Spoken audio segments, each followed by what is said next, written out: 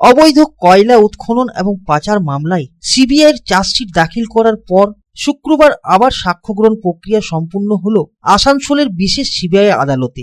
এই নিয়ে দ্বিতীয়বার সাক্ষ্য গ্রহণ হয় আসানসোলের বিশেষ সিবিআই আদালতে।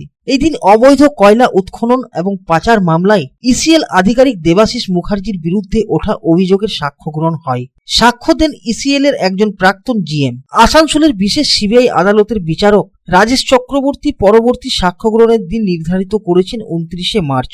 তদন্তকারী সংস্থা সিবিআই এই মামলায় 2024-এর 10ই ডিসেম্বর 12 জন ইসিএল কর্মী এবং আধিকারিকদের বিরুদ্ধে চার্জশিট জমা দেন। ইতিমধ্যেই সূত্রের খবর অবৈধ কয়লা উৎখনন এবং পাচার মামলার মূল অভিযুক্ত অনুপ মাঝি উর্ফ লালা আসানসোল বিশেষ সিবিআই আদালতে একটি আবেদন রাখেন। এই আবেদন কেন্দ্রীয় তদন্তকারী সংস্থা সিবিআই এর পক্ষ থেকে সিজ করা 25টি ব্যাংক অ্যাকাউন্ট নিয়ে করা হয়েছে। অনুপ মাঝি আদালতের কাছে আবেদন করেন যে এই 25টি ব্যাংক অ্যাকাউন্ট পুনরায় চালু করা হোক এবং তাকে লেনদেন করার অনুমতি দেওয়া হোক, যদিও এই আবেদন খারিজ করেন বিচারপতি Rajesh Chakraborty. Bureau report, Public Times.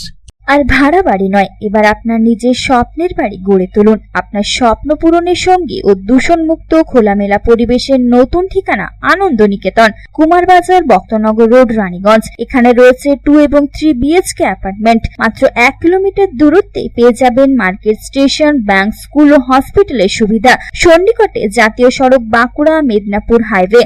মাত্র 1 লক্ষ টাকায় বুকিং করুন আপনার স্বপ্নের বাড়ি। থাকছে ব্যাংকিং লোনের সুবিধাও।